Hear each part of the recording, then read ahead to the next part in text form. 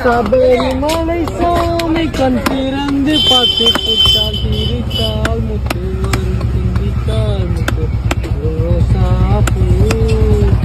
ரோசாப்பூ வந்த